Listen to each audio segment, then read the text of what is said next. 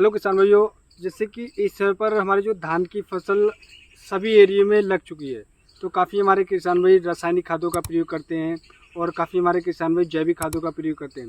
लेकिन किसान भाई जो हमारी धान की फसल लग जाती है उसके 15 से 20 और 20 से 45 दिन के जो टाइम होता है, उस समय पर बहुत ही ज़्यादा सेंसिटिव टाइम होता है। उस समय पर हमारे जो धान होती है उसकी वेजिटेटिव ग्रोथ हो रही होती है, उसमें टिलरिंग भी हो रही होती है और बहुत सारे ऐसे कार्य हो रहे होते हैं कि इस समय पर बहुत ही ज़्यादा सेंसिटिव टाइम माना जाता है। और इस समय पर हम जो भी खाद का प्रयोग करेंगे वही हमारा result end of the time निकल करके आएगा, यानी कि जो हम खाद का प्रयोग करेंगे वही रिजल्ट हमारे हाथ में आएगा। तो इस समय पर हमारे काफ़ी सारे किसान भाई, कोई जैविक खाद का प्रयोग करता है, कोई रासायनिक खाद का प्रयोग करता है, कोई दानेदार खाद का प्रयोग करता है और कई हमारे किसान भाई वाटर सॉल्युबल जो स्प्रे का प्रयोग करता है।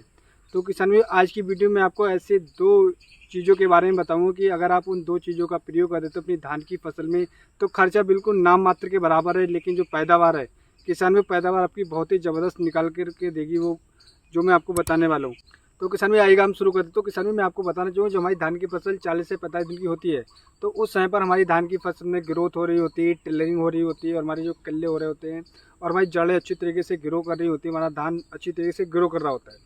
तो काफ़ी हमारे किसान भाई कोई रासायनिक खाद का प्रयोग करता है, कोई जैविक खाद का प्रयोग करता है, कोई डीएपी का प्रयोग करता है, कोई एनपीके का प्रयोग करता है।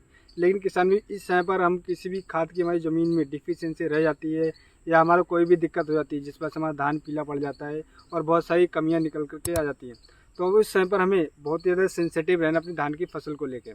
तो किसान भाई जो चीज़ें मैं आपको बताने जा रहा हूँ इन चीज़ों का आप ध्यान करें।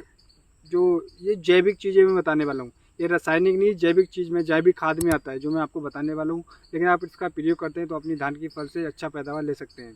तो किसान भाई मैं आपको बताना चाहूँगा कि सबसे पहले आपको लेके आना है जो फिटकरी। फिटकरी के बारे में सभी हमारे किसान भाई को पता है, बहुत सारे हमारे किसान भी इसका प्रयोग भी करते हैं। हालांकि इसका जो रिज़ल्ट है वो रिज़ल्ट बहुत ही ज़बरदस्त रिज़ल्ट हमारी धान की फसल पे निकाल करके देता है। फिटकरी एक तो मार्केट में आसानी से मिल जाता है, दूसरा ये हमारी जो फसल होती है उसमें नाइट्रोजन की कमी को पूरा करता है, फास्फोरस की कमी को पूरा करता है और जो हमारी फंगस और जो कीटों का अटैक होता है उनसे भी काफ़ी ज़्यादा ये सुरक्षा प्रदान करता है। हमारी जो फसल होती है उसको रोग प्रतिरोधक क्षमता भी उसकी बढ़ाता है। तो फिटकरी का अगर हम महत्व बहुत ही ज़्यादा हमारी धान की फसल में, साल में एक बार धान की फसल में फिटकरी का प्रयोग करेंगे तो हमारा रिजल्ट होगा वो बहुत ही ज़बरदस्त निकल करके आएगा। अब बात करते हैं क्या इसकी सही डोज। किसान भी अगर आप फिटकरी का प्रयोग मात्र 1 एकड़ में 2 किलोग्राम फिटकरी का प्रयोग कर देते हैं अपनी धान की फसल में, तो आपकी धान की फसल में जो पीलापन वो खत्म हो जाएगा, जो कीटों का फंगस का अटैक हो जाए वो खत्म हो जाएगा, नाइट्रोजन फास्फोरस पोटेशियम की जो कमी होती है वो कमी पूरी हो जाएगी, क्योंकि ऐसे सारे पोषक तत्व होते हैं इसमें जो हमारी धान की फसल में बहुत ही ज़्यादा अति आवश्यक होते हैं। अगर हम उनकी पूर्ति कर देते हैं तो हमारी धान की फसल में जो टिलरिंग आएगी किसान भाइयों, टिलरिंग बहुत शानदार होगी। आपके पौधे में एक एक पौधे में 40-40 50-50 किले निकल करके आएंगे और आपकी धान की ग्रोथ अच्छी हुई, धान एकदम हरा भरा दिखाई देगा।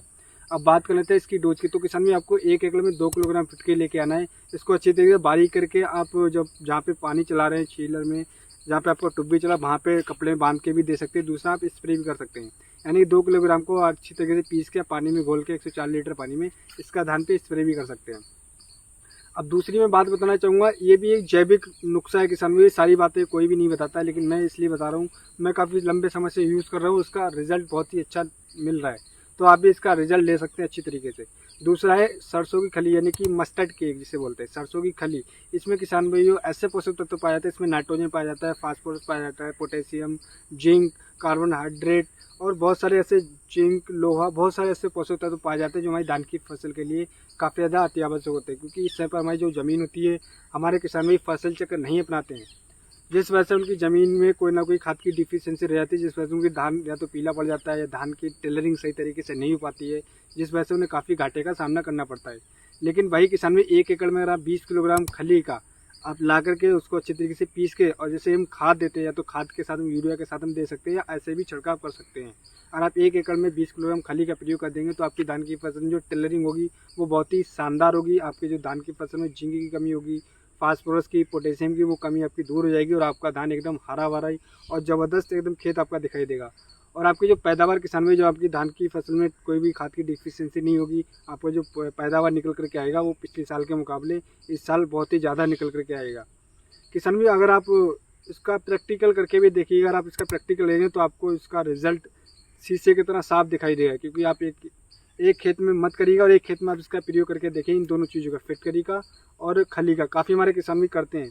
तो इसीलिए मैं इस वीडियो को बना रहा हूँ। इससे पहले ही मैंने वीडियो बनाई थी, उसमें हमारे किसान भाई ने पूछा था, तो इसलिए मैं बता रहा हूँ किसान भाई कि आप इनका प्रयोग करिएगा, इन दोनों चीज़ों का, और अपनी धान की फसल से अच्छा पैदावार ले सकते हैं। तो उम्मीद करता हूँ किसान भाई मैं आपको एक सही और एक सटीक जानकारी दे पाया। अगर हमारी वीडियो आपको पसंद आई हो तो हमारे चैनल को सब्सक्राइब करना बिल्कुल भूलिएगा।